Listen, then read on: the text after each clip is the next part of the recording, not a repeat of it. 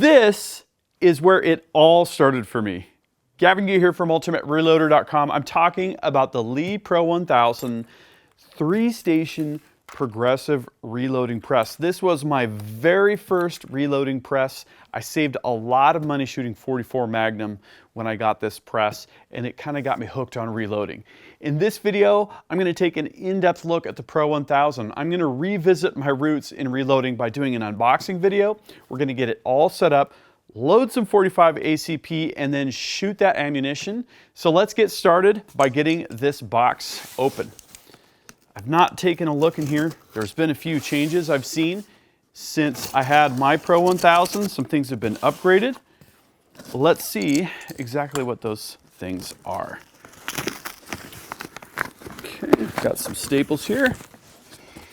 All right, here we go. Part of the powder measure here. Okay. Top of the powder measure.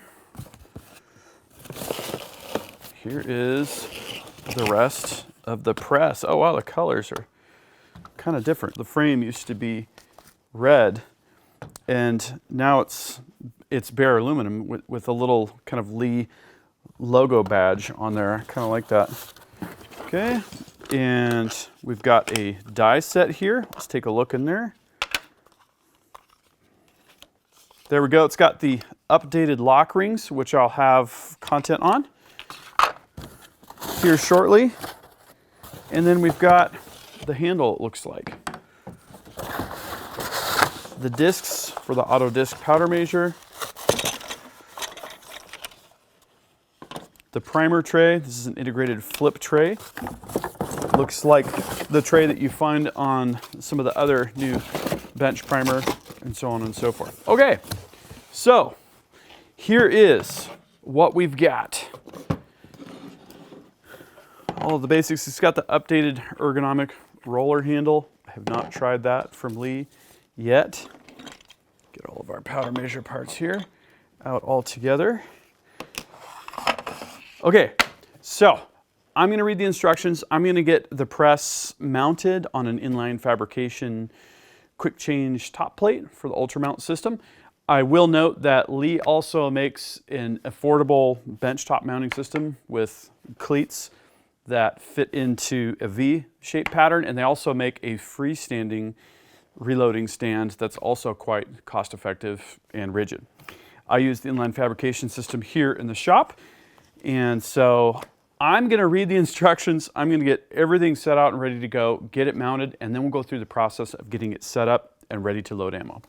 So I got the press mounted to the quick change plate for this inline fabrication ultra mount, and I thought to myself, it looks like there might be something missing.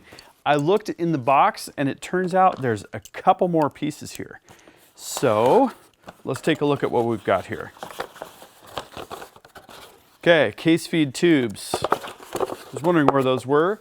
And spent primer collector tube. Okay, so now that we've got the press mounted, we are ready to put things together, and we're going to start with the handle.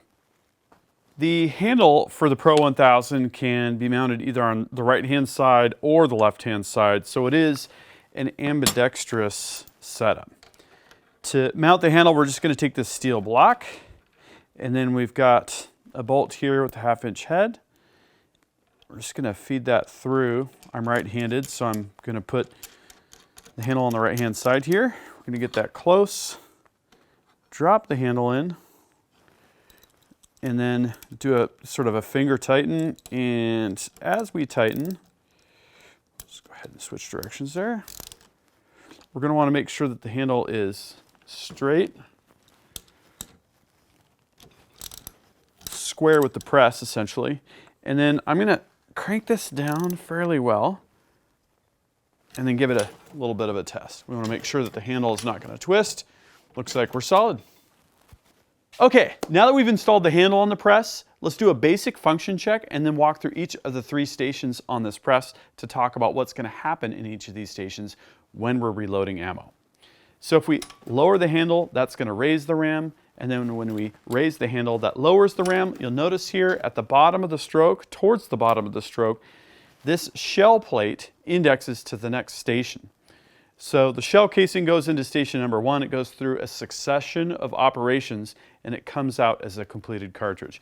Every time we raise and lower the ram, a completed cartridge gets kicked out and goes into the completed cartridge bin down below. Station number 1 is where we do sizing and depriming. So the brass is brought back down to its spec, so it's going to fit in the chamber of your firearm, and the old primer is poked out. In station number 2, for pistol cartridges, like the 45 ACP we're going to be loading in a moment here, the case mouth is expanded. It's flared out a little bit so that the bullet will sit on top, and for hard cast lead bullets, the lead doesn't get shaved when the bullet is seated. And we're also going to dispense our powder charge. In station number 3, we're going to do 2 things. We're going to seat the bullet. We're going to shove it down so that it's at the appropriate cartridge overall length, and then we're going to crimp. Now for auto loaders, that's basically going to be taking out the flare, and you'll have a nice straight wall. For revolvers, we're going to roll that into the crimp groove so that we have a nice tight grip on that bullet. Okay, now we're ready to do powder measure configuration. Okay, it's time to put the powder measure together. What we need to know is what load are we using and what powder. So this is a 45 ACP load that I'm shooting suppressed from my 1911. It's working well. I'm using here 6 grains of Hodgdon CFE pistol powder. And what we need to do is take the reference sheet that comes with the powder measure. This is essentially the owner's manual, and on the back side you'll find this chart. And all we really need to do is go to the Hodgdon section here, go to CFE pistol, and then go over to where we're very close to 6. This is 6.1, which is going to be plenty close. And we go up here to the volumetric reading, that's 0.46. Now we take our discs, 4 of which come with the measure, and we look for 0.46, which is right here. Now the way this works is, this is going to slide as this linkage is actuated. It's case activated. So I'm going to put that linkage somewhere in the middle, and then we're going to take the 0.46, there's a little slot on the back here, and we're going to drop that in so that it is connected essentially to the linkage. That slot has the linkage coming up into the bottom, and we're just verifying that it is essentially connected. Then we drop the powder measure on top here. Okay, and we've got 2 brass nuts. We're going to tighten these on so that it clamps it together. All right, now let's confirm that we can actuate this with the linkage. Okay, which we can. Now we're going to come back to this after we install the powder through expanding die. We're going to screw this into the top of the die, put our return chain in place, and we'll be all set. Now we're going to install the dies. We're going to start here at station number 1 with our sizer deprimer. We start by screwing it down. We're going to raise the ram up to the top of the stroke and just crank this die down until it touches the shell holder. Just gently is fine. And then we've got the lock ring here, which we're going to start to tighten. This is new. These are new lead lock rings. There's this wrench, the lock ring wrench, that comes with the Pro 1000. We can use that to do our finish tighten. Okay. Do a little bit of a cycle of the press just to confirm. Good to go. On to station number 2. Here we're going to install the powder through expander die. We're going to install the powder measure on top of that, and then confirm our case mouth expansion. Okay, so I'm just going to snug that down. We then drop the powder measure down right on top and use this knurled ring to tighten things down into place. Now, if memory serves me, the chain is going to go down the back here. So I'm just going to kind of pre-orient this. And then we've got a shell casing, a once fired shell casing. We're going to insert that behind the spring-loaded finger in station number 2, raise the ram to the top of its stroke, and we're going to see what kind of case mouth expansion we get there. This is something you're going to need to play with.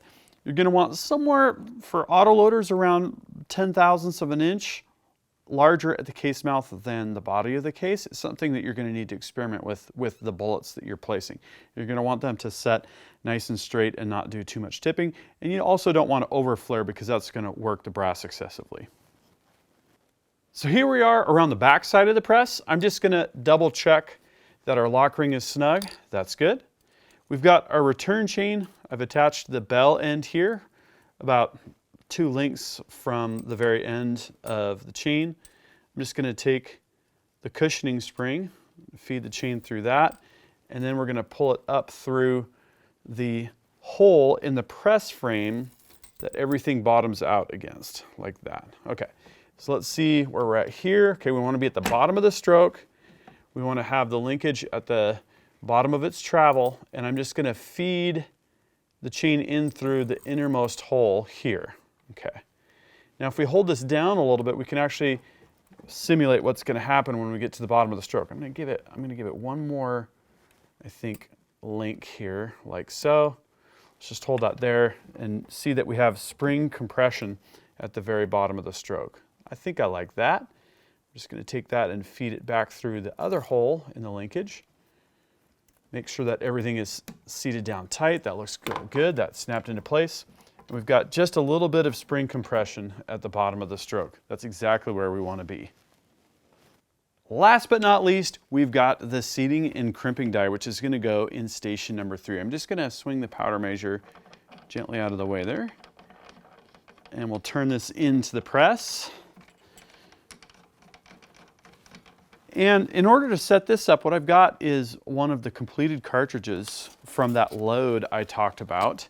And we're going to use this as a reference. And this should help us to get this die set up really quickly.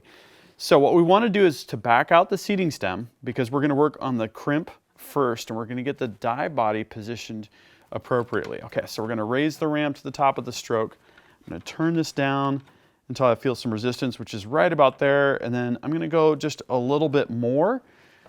And this is something that we're going to have to check when we get our first round off the press. And if we need to adjust the crimp, we'll do that first, and then we'll adjust the seating depth accordingly. Now we can turn in the seating stem and give it a nice tight fit. We might have to finesse that just a little bit when we're done, but we will do so after the press is run up with ammo. Next, we're going to attach the spent primer collection tube. There's a plastic connector here. We're just going to raise up the clip. It's kind of a little hole in the back of the ram. Then we just push down on the clip. That should do it. Next, we're going to load some primers with this new style Lee folding flip tray.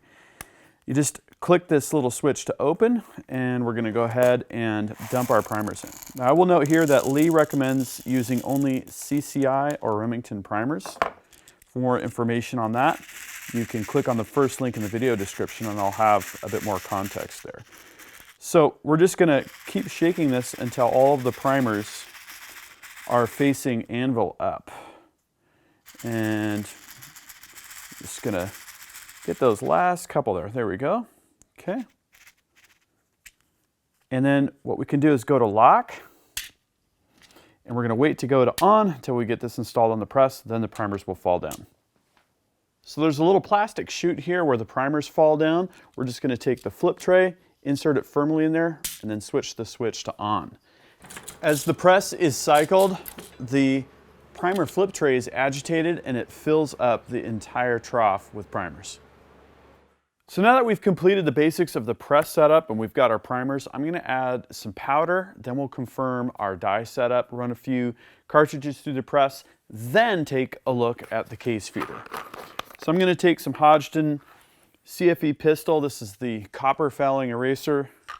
Got my powder measure off right now. We'll turn that on right before we go to validate the powder charge. I'm just going to very carefully use my hands to guide the powder here. And with any luck, it will be spill free. There we go.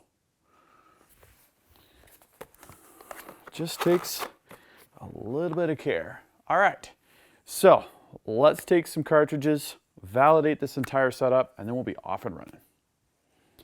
So I'm just going to raise the ram to the top of the stroke, place the case right by the inserter, make sure that's fully inserted. We're going to size, and then we're going to go to station number 2, press forward, and that's going to prime. Now I'm going to pull this case out, and we're going to zero it on the scale. So I'm going to place the primed case on the scale, turn it on. That's going to zero things out.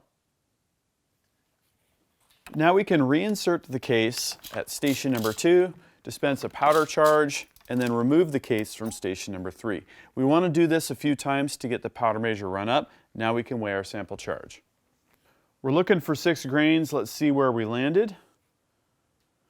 6.1, that's going to be close enough for this load. All right, back to the press. Let's confirm our seating depth. I'm going to take my dummy round, the sample from my previously loaded collection of ammo, 1.2465. For simplicity, I'm just going to zero it out on that sample round. Now we can take our shell casing. We can top a bullet on this. Go ahead and seat things. Let's see where we're at. Looks like we're 3/1000ths of an inch long. So I'm just going to crank that down just a little bit. Reinsert the cartridge at station number 3, and we'll see where we're at here.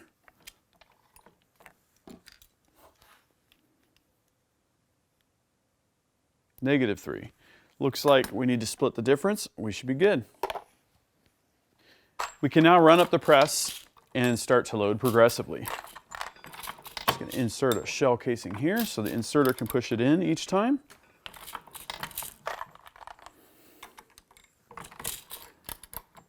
Now, when we get to station number 3, I'm going to do a powder check and then drop on a bullet. Looks like things are going pretty smooth here. Maybe it's time to add case feed.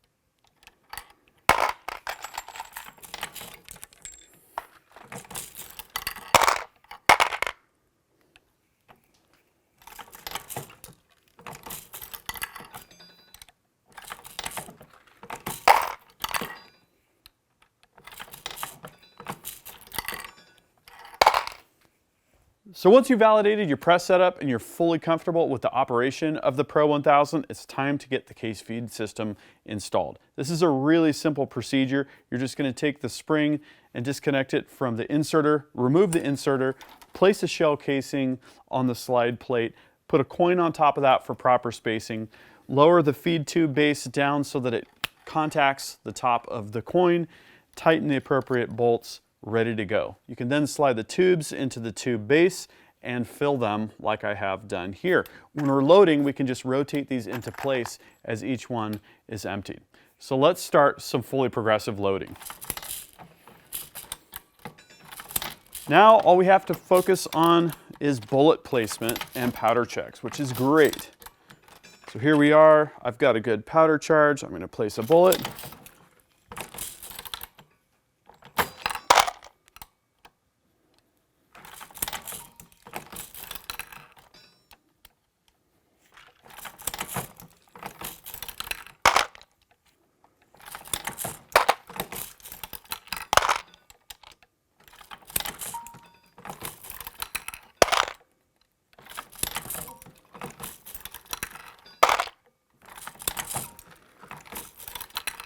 As you can see, this is a lot faster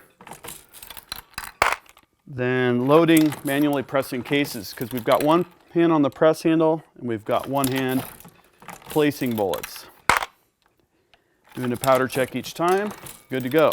Okay, now I'm also keeping an eye on this feed tube because when that case feed tube is empty, we've got a couple more rounds to go. That's when we're going to need to flip the tube. Looks like we're there. So now we rotate the tube. It's going to index another one into position. Off and running again. That way you can handle cases all at once.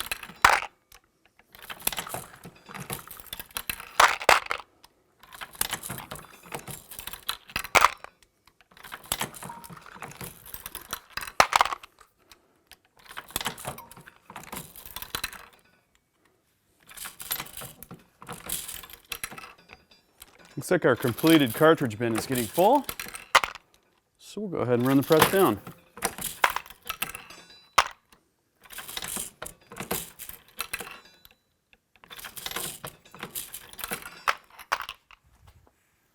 We've loaded some fine looking 45 ACP ammo. There's only one thing left to do before we conclude this video, and that's go shooting. So it's actually raining quite a bit outside, so I thought, why not just shoot from right here? That's the joy of owning your own property. So here we go. I've got my 1911.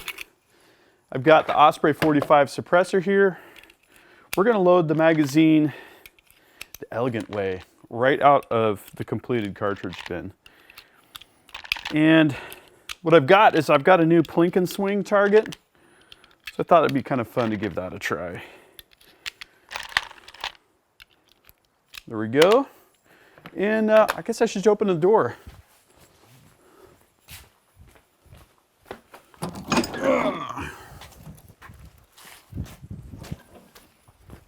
Let's do this.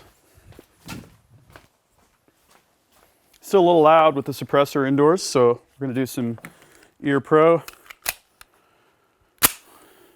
All right, here we go.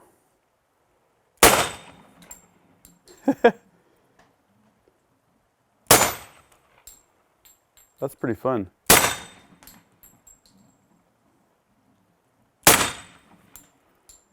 I'm liking this. Great rainy day activity.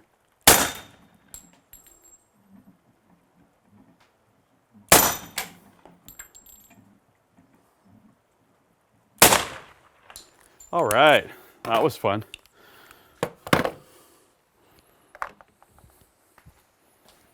Nothing like some good old-fashioned 1911 shooting. I hope you've enjoyed this video, this unboxing, overview, and demonstration of the Lee Pro 1000. A couple quick notes. First, if you click on that first link in the video description, there's going to be a full article write-up that's going to include a lot more information about this press, some facts and figures, some specs, links to product pages, and so on and so forth. Also, later in 2020, I'll be publishing the world's most insane progressive reloading press shootout. It's going to feature the Pro 1000, it's going to feature the Loadmaster, it's going to feature every progressive reloading press in common use today. Make sure you're subscribed with notifications because you're not going to want to miss out on that. Also note that I'm using Capital Cartridge once fired brass in this video. If you want to save 10%, use my discount code. Also, what do you think of the Pro 1000? What do you think of 45 ACP? Do you like Glocks? Do you like 1911s? Do you like reloading for them? Drop a comment and we'll discuss. Until next time, happy shooting and happy reloading.